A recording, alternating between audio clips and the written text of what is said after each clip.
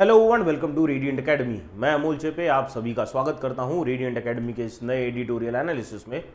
आज एक शेर सुनाऊंगा आपको। जुगनुओं ने अंधेरे से फिर से जीत ली लड़ाई, चांद तारे तो सारे रोशन दान में रखे रहे। का मतलब है जिनमें काबिलियत है, जिनमें हुनर है, जिनसे उम्मीदें हैं, वो चांद तारे रोशन दान में रखे रह जाते हैं, क्योंकि जिनसे उम्मीद नहीं होती वो उम्मीद से अच्छा प्रदर्शन कर जाते हैं। आप सब में ऑलरेडी बहुत पोटेंशियल है, काबिलियत है, हुनर है। आप लिटरली चांद और तारे हो, पर रोशनदान में मत रखे रह जाना। बाहर निकलो, खुद को एक्सप्रेस करो और आपसे जो उम्मीदें लोगों ने रखी, हम सब ने जो आपसे ये उम्मीदें लगा रखी है, उसे आप पूरा करो। That is what we all want from you and we expect that you will do the same. Let us start with the class today. Before we start, there is an announcement. कल 29 अगस्त से शाम 4 बजे से MBA CET के offline mode में batch शुरू हो चुकी है। तो अगर आप इस बैच को आना चाहते हो तो यू आर ऑल वेलकम। अगर आप बैंकिंग की तैयारी करने वाले हो तो आपके जो फ्रेंड्स होंगे जो MBA की तैयारी कर रहे हैं, आप उन तक ये मैसेज पहुंचा सकते हो कि the batch has already started. ठीक है, चलो let us now start with the class today. आज क्या है हमारे पास पहला word? The first word we have today is plunged. पहला वर्ड जो है हमारे पास वो है प्लंज। प्लंज करने का मतलब होता है कूदना। लेकिन कैसे कूदना? डुबकी मारने के लिए जो कूदते हैं ना, उसे कहते हैं प्लंज। कूदना दो टाइप का हो सकता है। एक, इसी जगह पे कूदना, उसे हम प्लंज नहीं कहेंगे। जब आप किसी ऊंची जगह पे खड़े हो और वहां से नीचे डुबकी लगाने के लिए कूद रहे हो तो उसे हम प्लंज कहेंगे, राइट। चलो देखेंगे sentence. Late us go through the sentence first. The stock market plunged, यानी नीचे गया, ऐसा। After the negative earnings report, negative earnings report के बाद स्टॉक मार्केट ने जंप किया। कैसे जंप किया? लेकिन ऐसा नीचे, यानी जंप किया in the sense it went down, सीधा नीचे डुबकी मारा उसने। ठीक है, तो plunge, what is the meaning? To jump or dive quickly and energetically, to suddenly decrease or drop. इस केस में it has suddenly decreased, बराबर है। किसी केस में, किसी और केस में कोई व्यक्ति हो सकता है जो एक प्लेटफॉर्म पे खड़ा है, नीचे लेट से पानी है, तो ये यहाँ से एनर्जेटिकली जंप करेगा। दिस इज ऑल्सो प्लंज, दोनों मीनिंग हो जाएंगे। ठीक है, सिनोनिम क्या होंगे इसके? डाइव करना, दिस इज लाइक डाइव, है ना, डाइविंग। ड्रॉप, ये केस में क्या हो रहा है? ड्रॉप हो रहा है। डिसेंड, डिसेंड यानी नीचे उतरना, ऐसा ऐसा नीचे उतरना, उसे भी हम प्लंज कहेंगे। प्लंज कहेंगे मतलब प्लंज का मोर और लेस सिमिलर मीनिंग वाला है, या सीधा फॉल होना नीचे। तो fall is very similar to plunge, it is not exactly like plunge, लेकिन प्लंज का मतलब होता है ऐसी नीचे डाइव लगाना, दैट इज प्लंज। एंटोनिम क्या होंगे इसके? ऊपर आना, है ना, मतलब राइज। असेंड मतलब ऊपर आना, असेंड, और ये हो गया डिसेंड। ठीक है, सोअर यानी फिर से ऊपर बढ़ना, दैट इज सोअर, या इंक्रीज, ग्रो होना। तो प्लंज का मतलब समझ गए? प्लंज मीन्स टू डाइव, डुबकी लगाना, jump downwards, that is plunge. चलो next, next word we have is entrenched. Entrenched ये वर्ड है, एंट्रेंच्ड। एंट्रेंच्ड का मतलब होता है स्थापित होना। कोई एक सोच या विचार जो पहले से ही आपके दिमाग में या किसी के दिमाग में वो पहले से ही एस्टैब्लिश्ड है या स्थापित है, तो उसे हम कहेंगे एंट्रेंच्ड है। ठीक है, let us go through the sentence. The companies entrenched policies, policies कैसी है? एंट्रेंच्ड है, यानी पहले से बनी हुई है, पहले से स्थापित है। Made it difficult to implement new ideas, तो इनकी पॉलिसीज पहले से ही ऐसे बनी थी कि जिसकी वजह से नई आइडियाज नहीं आ पा रही थी। तो स्थापित चीज़ों को हम कहेंगे एंट्रेंच। जो दिमाग में ऑलरेडी फिट है, उन चीज़ों को हम कहेंगे कि ये thoughts are entrenched in his mind, है ना, दिमाग में ऑलरेडी पहले से बने हुए हैं, that is entrenched. Let us go through the meaning. Firmly established and difficult to change, deeply rooted, है ना, दिमाग में पहले से ही सोच के कुछ रखा है, अब उसे बदलने की इच्छा नहीं है। ऐसे थॉट्स को, ऐसे विचारों को, ऐसी सोच को क्या कहेंगे? These thoughts are entrenched in the mind, स्थापित हो चुके हैं, है ना। सिनोनिम्स क्या होंगे इसके? एस्टैब्लिश्ड, इनग्रेन्ड, इनग्रेन्ड का मतलब क्या होता है? कोई भी चीज किसी चीज में फंसी हुई होना। जैसे फॉर एग्जाम्पल एक टाइल है ना, टाइल्स होती है ना, टाइल आपको याद होगा पुरानी हमारे यहाँ पे सीमेंट की टाइल्स होती थी, 6 इंच बाय 6 इंच की वो टाइल्स होती थी। अभी तो हम 2 फीट बाय 2 फीट की, 3 फीट बाय 2 फीट की ऐसी बड़ी बड़ी टाइल्स लगा रहे है ना, 4 बाय 2 की टाइल्स है। पहले 6 इंच बाय 6 इंच की छोटी सी सीमेंट की टाइल आती थी, और वो सीमेंट की टाइल में ऐसे ऐसे दाने होते थे। तो ये जो क्या है, ये ग्रेन्स है जो ये सीमेंट की टाइल में इन किए हैं, तो दिस इज कॉल्ड इनग्रेन्ड, मतलब grains which are fit in, this is ingrained. ठीक है। रूटेड, जिन जो पहले से स्थापित है, रूटेड है, या एम्बेडेड, किसी को एम्बेडेड कहेंगे। एम्बेडेड मतलब किसी के बेड में फिक्स किया होना, दैट इज एम्बेडेड। एंटोनिम्स क्या होंगे इसके? अनस्टेबल, जो फिक्स नहीं है, वीक है, ये सारी चीजें फिक्स होती है, एकदम पक्की पक्की। थॉट्स, एंट्रेंच थॉट्स आर पक्के, उसको बदलना मुश्किल है, नामुमकिन है। अनस्टेबल यानी वो थॉट्स ऐसे नहीं है, आज ये थॉट है, कल वो थॉट है, अनस्टेबल है।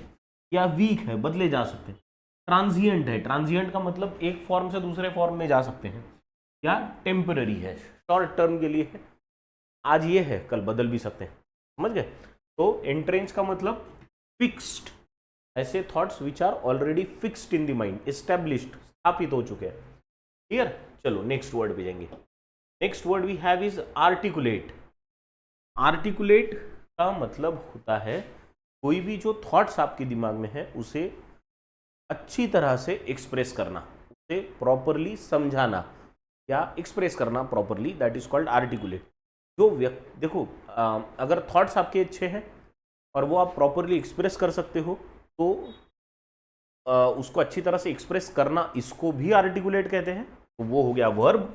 और जो व्यक्ति ऐसा है कि जो अपने थॉट्स को प्रॉपरली एक्सप्रेस कर सके, उस व्यक्ति को भी हम आर्टिकुलेट कहते हैं। ठीक है, तो articulate therefore is an adjective also.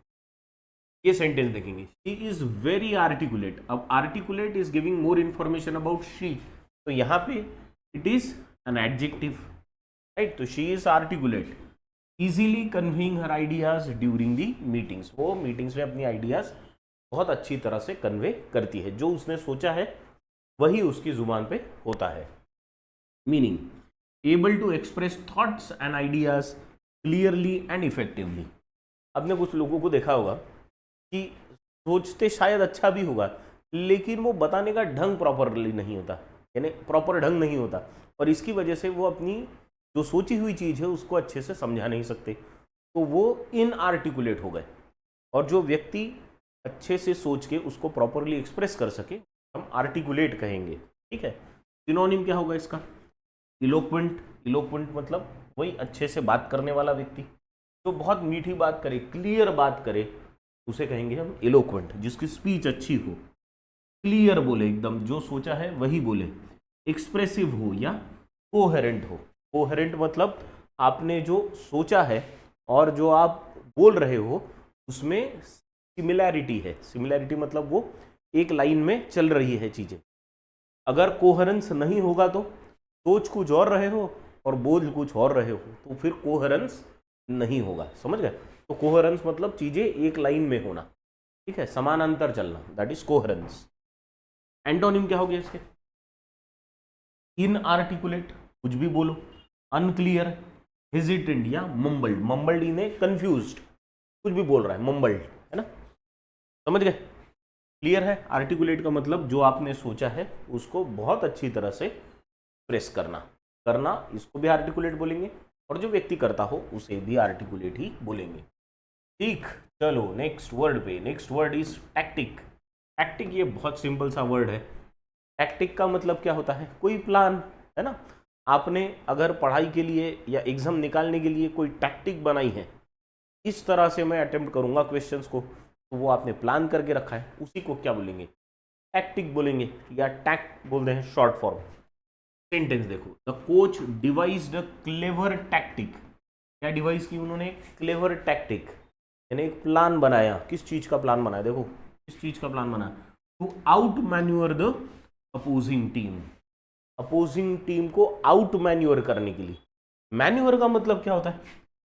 पहले तो मैन्योर का वर्ड समझना पड़ेगा। मैन्योर मतलब ऐसा साइड से निकल जाना, दिस इज मैन्योर, है ना, कोई दूसरा रास्ता निकालना।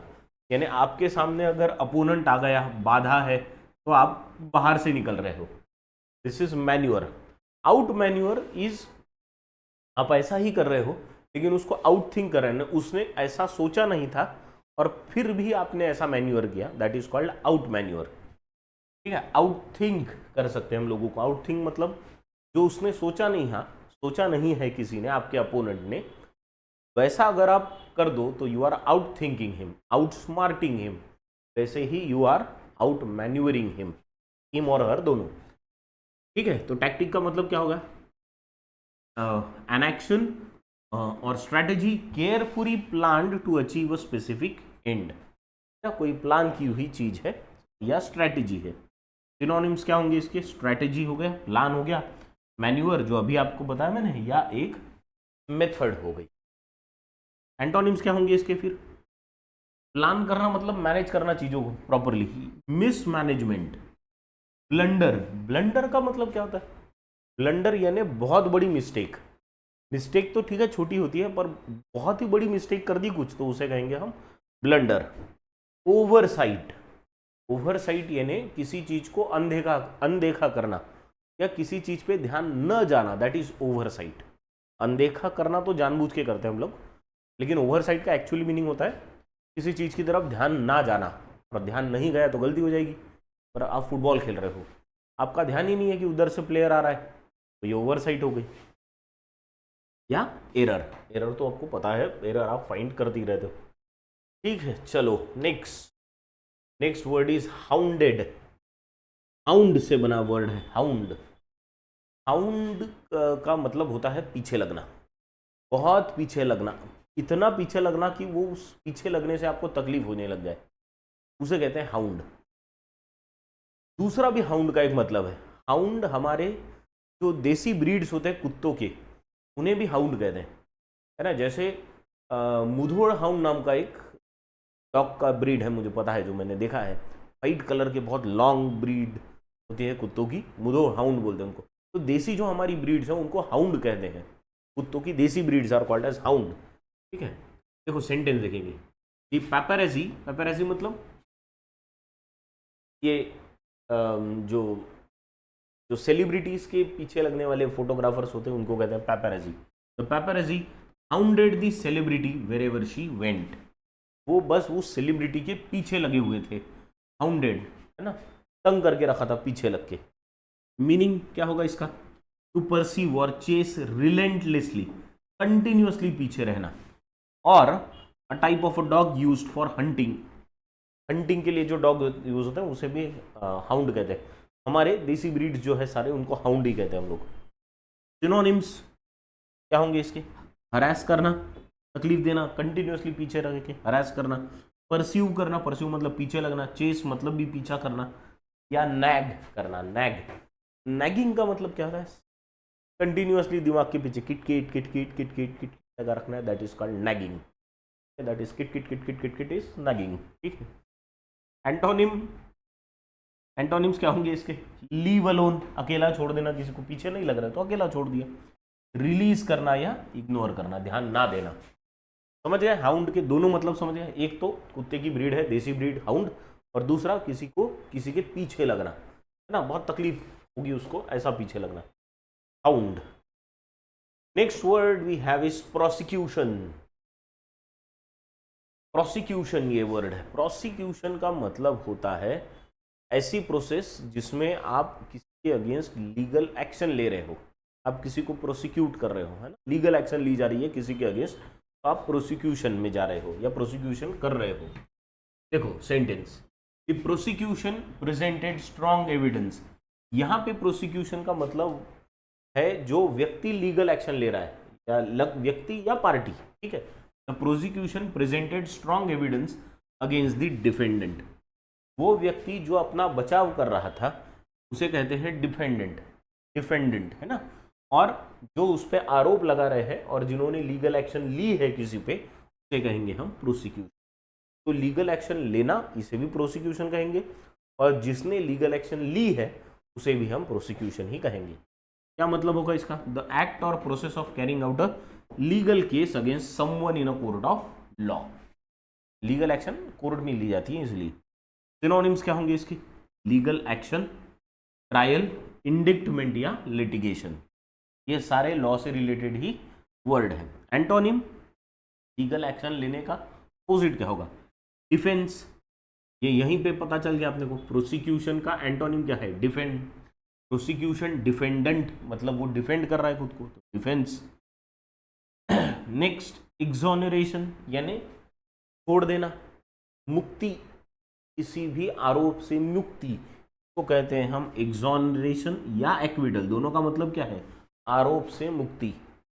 ठीक है, तो आरोप लगाना यानी प्रोसिक्यूट करना, किसी को लीगल एक्शन लेना किसी की। क्लियर? यहां तक क्लियर है? चले अगले वर्ड पे। Next word we have is adversaries. Adversaries मतलब एडवर्सरी का प्लूरल है, एडवर्सरीज। एडवर्सरी का मतलब क्या होता है? एडवर्सरी का मतलब होता है विरोधी। एक दूसरे के जो विरोध में है उसे कहेंगे हम दे आर एडवर्सरीज। दुश्मनी होनी ही चाहिए ऐसा नहीं है, विरोध में भी है तो भी एडवर्सरी कहेंगे हम लोग। ठीक है, दुश्मनी है तो फिर तो वो एडवर्सरी है ही, लेकिन बिना दुश्मनी के भी लोग विरोध में रह सकते हैं तो उनको एडवर्सरी कहेंगे। क्या होगा sentence? The politician faced fierce adversaries in the election. Politician को किसका सामना करना पड़ा? फेस का मतलब सामना करना। फियर्स, फियर्स यानी बहुत तगड़ा, किससे? एडवर्सरीज से। एडवर्सरीज मतलब यहाँ पे क्या बोलेंगे हम? अपोनेंट्स से सामना करना पड़ा, अपोनेंट से। ठीक है, उनके अपोजिशन में बहुत लोग खड़े थे। मीनिंग क्या होगा इसका? पीपल और ग्रुप दैट अपोज और आर हॉस्टाइल, मतलब विरोध में हो या आक्रामक हो, टू समवन और समथिंग। अपोनेंट्स, यही एक बढ़िया सा वर्ड है। अपोनेंट्स मतलब एडवर्सरीज। फिर वो दुश्मन हो ही ऐसा नहीं है, दुश्मन होंगे तो हम उन्हें एनिमीज या राइवल्स कहेंगे या एंटागोनिस्ट कहेंगे। जिनकी दुश्मनी है उन्हें हम एनिमीज या राइवल्स कहेंगे, नहीं तो फिर हम विरोधी होंगे सिर्फ तो क्या कहेंगे? अपोनेंट्स कहेंगे या एंटागोनिस्ट्स कहेंगे। ठीक है, और एंटोनिम क्या हो जाएंगे फिर? विरोधी के एंटोनिम साथी। साथी को क्या बोलेंगे? अलाइज, फ्रेंड्स, सपोर्टर्स या पार्टनर।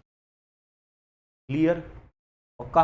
एडवर्सरीज मतलब विरोधी। चलो next word, what is the next word we have? Mere. Mere, mere का मतलब क्या होता है? मियर मतलब सिर्फ, इतना सा, थोड़ा सा, सिर्फ, दैट इज मियर। देखो sentence, the mere thought of going back to school made him nervous. सिर्फ थॉट ही आया था, सिर्फ सोचा था कि स्कूल जाना है और उससे नर्वस हो गया।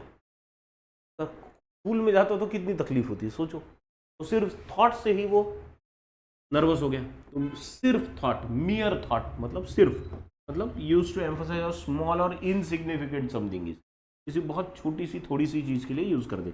ओनली, जस्ट, सिंपल या स्लाइट। एंटोनिम्स क्या होंगे इसके? बहुत बड़ा, सिग्निफिकेंट, सब्सटेंशियल या इंपॉर्टेंट। मियर का मतलब नॉट इंपॉर्टेंट और थोड़ा सा, whereas important, substantial, significant का मतलब बहुत बड़ा या बहुत इंपॉर्टेंट। क्लियर? चलिए नेक्स्ट वर्ड पे। The last word for today is spate. Spate of something. Spate of something मतलब किसी कोई चीज बहुत संख्या में एकदम से होना, है ना? बहुत सारी चीजें एकदम से हो जाना, दैट इज कहेंगे स्पीड। स्पीड नहीं, सॉरी, स्पेट, यानी किसी चीज की एकदम से बाढ़ आ जाना, है ना? तो दैट इज कॉल्ड स्पेट। देखो सेंटेंस में देखेंगे, there was a spate of burglaries. क्या हुआ? बर्गलरीज का स्पेट ऑफ बर्गलरीज हो गया, मतलब बहुत सारी एकदम बाढ़ आ गई बर्गलरीज की, अचानक बहुत सारी चोरियां होने लगी, बहुत सारी हो जाना। इन दी नेबरहुड लास्ट मंथ, तो बहुत सारी कोई चीज हो जाना, दैट इज कॉल्ड स्पेट। देखो meaning, a large number of similar things और events occurring in quick succession. Quick succession, कम समय में कोई बहुत सारी चीजें एकदम से हो जाना, उसे स्पेट ऑफ दैट थिंग कहेंगे। सिनोनिम्स क्या होंगे इसके? फ्लरी, फ्लड, रश या आउटब्रेक। बराबर, आउटब्रेक ऑफ डिजीज होता है तो एक ही टाइप की केसेस बहुत सारी हो जाती हैं तो डिजीज का आउटब्रेक हो गया हम कहेंगे, राइट। या फ्लरी ऑफ समथिंग, तो स्पेट of something, flurry of something same है। एंटोनिम क्या होंगे इसके? नहीं होना, ड्रॉट या कमी, स्कार्सिटी, डर्थ या ट्रिकल। ट्रिकल मतलब बूंद बूंद बूंद बूंद आने वाला, एकदम थोड़ा थोड़ा, दैट इज ट्रिकल। तो ये सारी चीजें, इन सब का मीनिंग क्या है? कोई चीज बहुत कम क्वांटिटी में है। और स्पेट, फ्लरी, फ्लड, रश, आउटब्रेक, इनका मतलब क्या है? कोई चीज बहुत क्वांटिटी में है, अचानक से बहुत सारी क्वांटिटी हो। समझ गए? यहां तक क्लियर है? चलो, तो ये जो हमने 10 वर्ड्स अभी देखे, इनके बेसिस पे आपके लिए, अरे सॉरी एक वर्ड रह गया, टेस्टिमनी। 9 ही वर्ड हुए थे क्या? टेस्टिमनी और है क्या? देख लेना तो मुझे नीचे नहीं है, ठीक है। चलो, टेस्टिमनी क्या है? टेस्टिमनी का मतलब, टेस्टिमनी का मतलब होता है बयान, है ना। किसी का, किसी साक्ष्य या किसी की गवाही, है ना। गवाही देने जाते हैं ना कोर्ट में, तो गवाही हो गई, बयान हो गया, साक्ष्य हो गई किसी की, जिसे हम कहते हैं टेस्टिमनी। देखो सेंटेंस में, her testimony was crucial in convicting the criminal. Criminal को कन्विक्ट करने के लिए कि टेस्टिमनी, उसका बयान बहुत जरूरी था, बहुत इंपॉर्टेंट हो गया, है ना। मीनिंग अ फॉर्मल रिटन और spoken statement given in court of law. Court में दिया गया कोई भी साक्ष्य हो गई, एविडेंस हो गया, बयान हो गया, ये हो गए टेस्टिमनी। जैसे एविडेंस, स्टेटमेंट, डिक्लेरेशन और witness, they are synonyms, not, does not exactly mean testimony. Antonym का मतलब क्या हो गया? सॉरी, एंटोनिम क्या होंगे इसके? कोई बयान देना, है ना, उस बयान से मुकर जाना, यानी नहीं बोल देना। डिनायल, डिसप्रूफ या कॉन्ट्राडिक्शन, अपोजिशन में जाना किसी। ठीक है, टेस्टिमनी समझ गया? टेस्टिमनी का मतलब क्या होता है? बयान देना किसी चीज के बारे में। क्लियर? चलो, तो ये जो हमने 10 वर्ड्स देखे, उसके बेसिस पे क्लोज टेस्ट आपके लिए लाया हूं। तो here is the cloze test. नीचे आपको 10 के 10 वर्ड्स ऑप्शन करके दिए हैं, आपको इनको प्रॉपर सीक्वेंस में लगाना है कि फर्स्ट का आंसर क्या है। ए से जे तक आपके पास ऑप्शन है। आंसर कहाँ देने हैं आपको? कमेंट बॉक्स में। स्क्रीनशॉट ले लो इसका।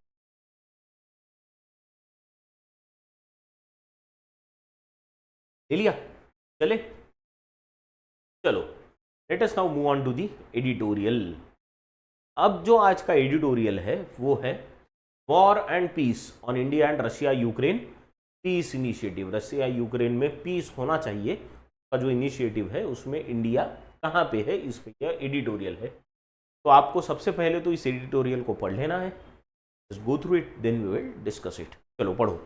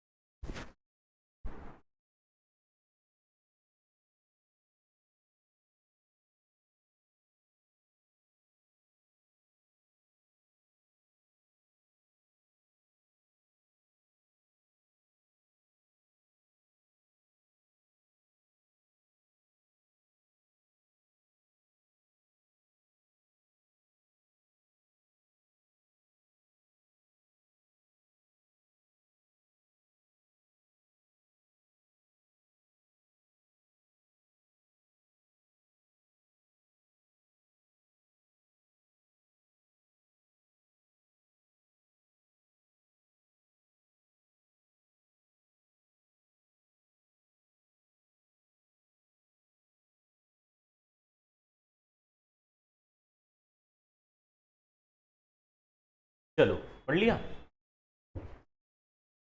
क्या है फिर?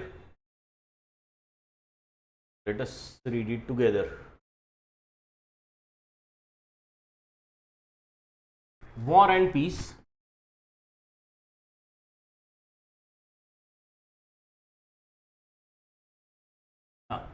War and peace on India and Russia Ukraine peace initiative, यानी इंडिया क्या रोल निभाएगा अगर रशिया यूक्रेन में पीस लाना है, पीस का इनिशिएटिव लेना है, तो इसमें इंडिया का क्या रोल है। Just days after his visit to Kyiv, prime minister Narendra Modi's telephonic conversations with US President Joseph Biden and Russian President Vladimir Putin have raised hopes that New Delhi is ready to take the plunge and attempt peacemaking in Russia-Ukraine conflict. ये India कैसे क्या इस role में आ रहा है, इसका background यहाँ पे ऑथर ने दिया है। क्या कह रहे हैं यहाँ पे author? The author is saying that अभी पोलैंड गए थे और पोलैंड से पहले यूक्रेन गए थे हमारे प्रधानमंत्री नरेंद्र मोदी। तो नरेंद्र मोदी की जो कीव में विजिट हुई, कीव में यानी यूक्रेन का जो कैपिटल है वहाँ पे कीव में जो उनकी विजिट हुई, वहाँ पे वो जेलेंस्की से भी मिले। वहाँ से आने के बाद उन्होंने टेलीफोनिक कन्वर्सेशन की। किससे की? तो जो बाइडन से की, जो यूएस का प्रेसिडेंट है, और रशिया के जो प्रेसिडेंट है व्लादिमीर पुतिन, उनसे भी बात की। इससे ये लग रहा है कि शायद न्यू दिल्ली मतलब India is going to play some role, is going to take a plunge मतलब वो डाइव करने वाला है। इसमें कि हम कुछ रास्ता निकाल सके क्या, ये इनका जो कॉन्फ्लिक्ट है रशिया और यूक्रेन का कॉन्फ्लिक्ट में इंडिया ने अब जंप मारी है, लेकिन एज अ मीडिएटर की बातचीत करा के ये मसला सुलझा सके, इसलिए India is trying. Mr. Modi's travel to the UN in September, where he will meet US and European leaders and possibly Ukrainian President Vladimir Zelensky again, and another visit to Russia in October for BRICS summit have fueled those hopes. और ये जो हम आशा लगाए बैठे हैं, hopes हमारी जो है कि इंडिया ने ये रोल प्ले करना चाहिए, इसको और बल कहाँ से मिलता है? इससे मिलता है कि आगे के प्राइम मिनिस्टर के क्या क्या प्लान्स है। आगे का प्लान क्या है कि वो सितंबर में यूनाइटेड नेशंस में जाने वाले, वहाँ पे जो यूएस में होगी, है ना, वहाँ पे यूनाइटेड नेशंस जाएंगे, वहाँ पे यूएस के और यूरोपियन जो कंट्रीज हैं उनके लीडर से वहाँ पे मिलेंगे।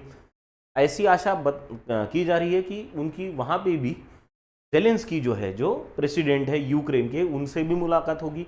और वहाँ से आने के बाद अक्टूबर में जो ब्रिक्स की समिट है वो इस साल रशिया में होने वाली है, तो रशिया में भी उनकी विजिट होगी और वहाँ पे फिर पुतिन से फिर से मुलाकात होगी। तो ये सारी मुलाकातों का जो दौर चल रहा है, अभी चल रहा है और सितंबर अक्टूबर तक चलेगा, उससे इस आशा को बल मिलता है कि India is going to play an important role.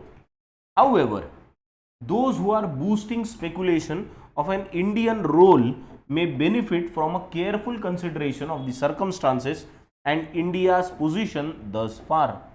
लेकिन जो लोग ये स्पेकुलेशन का मतलब क्या होता है, आशा लगाए बैठे हैं, उसको जो बूस्ट दे रहे हैं, however those who are boosting speculation, ये जो सारे डाउट्स है, ऐसा हो सकता है, ये जो स्पेकुलेशन है, अंदाजा जो लगाया जा रहा है, उस अंदाजे को जो बूस्ट दे रहे हैं उनको थोड़ा सा सोचना भी चाहिए, ये विचार भी करना चाहिए कि अभी तक इंडिया की पोजीशन क्या रही है। ठीक है, क्या रही है, ऑथर के हिसाब से क्या रही है वो देखेंगे।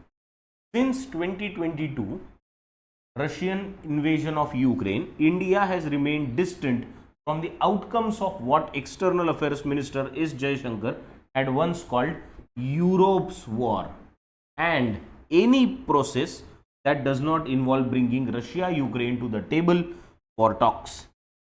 It had even disassociated itself from the Swiss Peace Summit. अभी तक हमारा स्टैंड क्या रहा है, इस पे विचार करने की ज़रूरत है, ऐसे ऑथर कह रहे थे। तो अभी तक क्या स्टैंड रहा है? 2022 में जो रशिया ने यूक्रेन का इन्वेजन किया था, तब से इंडिया हैज़ रिमेन्ड डिस्टेंट, यानी इंडिया ने दूरी बनाए रखी है, कोई भी वॉर के आउटकम आने से हमने दूरी बनाए रखी है ना। और स्पेशली एक्सटर्नल अफेयर्स मिनिस्टर ने इस वॉर को क्या नाम दिया था? यूरोप्स वॉर, ना, कि ये यूरोप का वॉर है, ये कोई वर्ल्ड वॉर नहीं है जिसमें हमने इन्वॉल्व होना चाहिए। यूरोपियन कंट्रीज की हमसे ये आशा थी, वो हमसे ये आशा लगाए बैठे थे कि हम भी जैसा यूरोप कर रहा है कि रशिया को अपोज कर रहा है, इंडिया भी वैसा ही करेगा, ये आशा वो हमसे लगाए बैठे थे। लेकिन हमने कहा कि नहीं, हमारे हित हमारे लिए ज़्यादा इम्पोर्टेंट है, हम उसकी तरफ ध्यान देंगे, हम आपकी नहीं सुनेंगे। तो हम ये वो लड़ रहे हैं, लड़ने तो हम इससे दूरी बना के रखेंगे, we are not going to get involve. इसलिए हमारे जो एक्सटर्नल अफेयर्स मिनिस्टर है एस जयशंकर, उन्होंने ये वॉर को यूरोप्स वॉर कहा था कि ये आपका झगड़ा है, आप निपटाओ, ठीक है। एंड एनी पीस प्रोसेस, और जो भी पीस प्रोसेस अभी तक हुई है, ऐसी पीस प्रोसेसेस जिसमें दोनों पार्टीज झगड़े किसके में, लड़ाई किसके बीच में चल रही है, रशिया और यूक्रेन के बीच में, तो ये दोनों पार्टी साथ में टेबल पे आके बैठे बात करे, तब वो पीस, तब वो शांति वार्ता होगी, पीस प्रोसेस तब शुरू होगी, बराबर है। एक ही साइड से अगर पीस प्रोसेस चलती रहेगी तो वो कैसे होने वाली है, ठीक है। तो ऐसी पीस प्रोसेस का हिस्सा हिंदुस्तान नहीं बना, पीस प्रोसेस का, कि जहां पे it does not involve bringing Russia and Ukraine to the table. ऐसी पीस प्रोसेस की जिसमें रशिया को इन्वाइट ही नहीं किया गया, सिर्फ यूक्रेन की साइड ली जा रही है।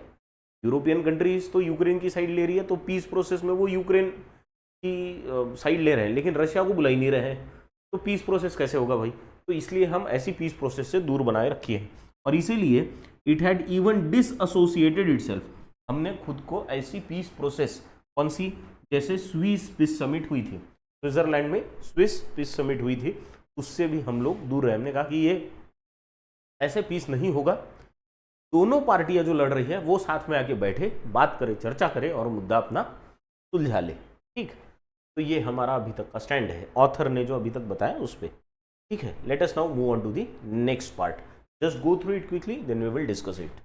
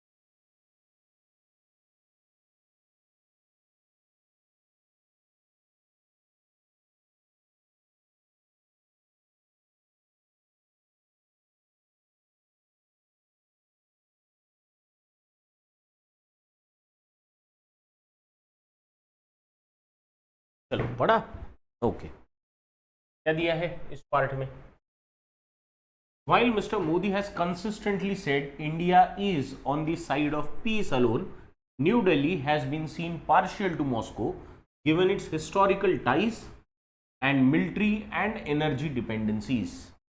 हमारे प्रधानमंत्री ने रशिया में भी कहा था, यूक्रेन में भी कहा था कि हम दोनों में से किसी की साइड नहीं ले रहे, हम पीस की साइड में है ना, हमें शांति चाहिए बस, ठीक है, हम किसी की साइड नहीं ले रहे। लेकिन फिर भी बाहर से ऐसा लगता है कि इंडिया शायद मॉस्को की तरफ यानी रशिया की तरफ थोड़ा पार्शियल है। इसके कारण भी है क्योंकि हमारे हिस्टोरिकली रिलेशंस रशिया से अच्छे रहे हैं, हमारी मिलिट्री की बहुत सारी डिपेंडेंसीज रशिया से है, रशिया पे है, और हमारी एनर्जी की भी रिक्वायरमेंट रशिया ही फुलफिल करता है, ठीक है, बहुत लार्ज स्केल में रशिया पूरी करता है। इसलिए it will need to recast itself in a more unbiased image. तो ऑथर इसलिए कह रहे हैं कि ऑथर कह रहे हैं कि शायद हमको हमारी इमेज को थोड़ा सा और चेंज करना पड़ेगा, जहां पे हम ज़्यादा न्यूट्रल लगे, है ना, हम ऐसे बायस्ड ना लगे। Meanwhile the war continues without pause, indicating the belief in both parties that there still being military gains to be made। लेकिन ये सब तो चल रहा है, हम शांति की कोशिशें कर रहे हैं, लेकिन वॉर पूरी ताकत से शुरू है, बिना पॉज के, विदाउट पॉज वॉर चल रहा है ना। और इससे क्या दिख रहा है, what does it indicate, it indicates that दोनों पार्टियों को ये लगता है कि अभी भी कुछ तो भी मिलिट्री गेन होने का चांस है, यानी हमको एक नया एरिया मिल सकता है, ये दोनों पार्टियों को लग रहा है, इसलिए तो दोनों लड़ रहे हैं अभी तक। That Russia launched deadly attacks on Ukraine just before Modi's Moscow visit in July, and Ukraine carried out operations in Russia's Kursk Oblast just before visit to Kyiv last week, demonstrate the dangerous power play and messaging Mr. Zelensky and Mr. Putin can indulge in regardless of their guests' sensitivities। मतलब war तो चल ही रहा है। जैसे जुलाई में हमारे प्रधानमंत्री Russia गए थे, उससे बिल्कुल पहले रशिया ने ताबड़तोड़ अटैक यूक्रेन पे किया था।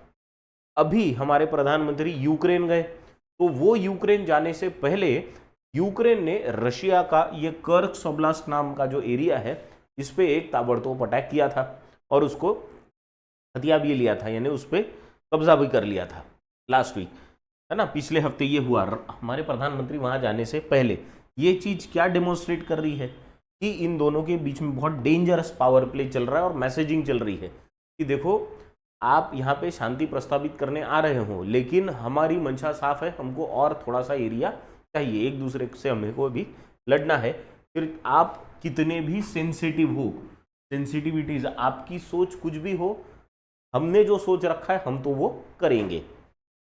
तो इसे कहते हैं स्थापित हो गई सोच। इसीलिए देखो यहाँ पे वर्ड आया है entrenched positions, with such entrenched positions, यानी पहले ही उन्होंने अपनी सोच बना रखी है। ऐसे केस में सरकार क्या करेगी, यानी हिंदुस्तान ने क्या करना चाहिए, उस पर शायद ऑथर अभी प्रकाश डालेंगे। क्या है, New Delhi must proceed with care if it indeed seeks to join the ranks of others wanting involvement in conflict resolution. क्योंकि इनकी सोच पहले से फिक्स है कि हमको ऐसा ही करना है। ऐसे केस में अगर न्यू दिल्ली को उसका needs to seek to join the ranks मतलब उस ग्रुप का, एक बड़े ग्रुप का हिस्सा अगर उनको बनना है, कौन सा ग्रुप, जो ये चाहता है कि कॉन्फ्लिक्ट खत्म हो और उसका कुछ रिजोल्यूशन निकले, तो उसको बहुत केयरफुली आगे बढ़ना पड़ेगा। Successful efforts have been few, कुछ एफर्ट्स हुए हैं, कौन से, and have required focused agendas, जैसे the Black Sea grain initiative, the IAEA effort on nuclear safety at the Zaporizhzhia power plant and the latest exchange of Russian and Ukrainian prisoners. शांति प्रस्तावित करने के लिए छोटे मोटे कदम उठाए जा चुके हैं, कौन से, जैसे ब्लैक सी ग्रेन इनिशिएटिव है, IAEA का एफर्ट है, जहाँ पे ये ज़ैपोरिज़िया पावर प्लांट जो है वहाँ पे सेफ्टी होनी चाहिए, इसके लिए काम किया गया। फिर अभी कुछ एक्सचेंज हुआ प्रिजनर्स का, रशिया ने यूक्रेन के प्रिजनर्स को रिलीज़ किया, यूक्रेन ने रशिया के प्रिजनर्स को रिलीज़ किया। तो ये सारी चीज़ें हुई है, लेकिन अभी कॉन्फ्लिक्ट रिजोल्यूशन से हम बहुत दूर है। Last part, just go through it quickly, आखिरी पार्ट है, पढ़ लो इसको, फिर हम आगे चलेंगे, ठीक है, just go through it quickly.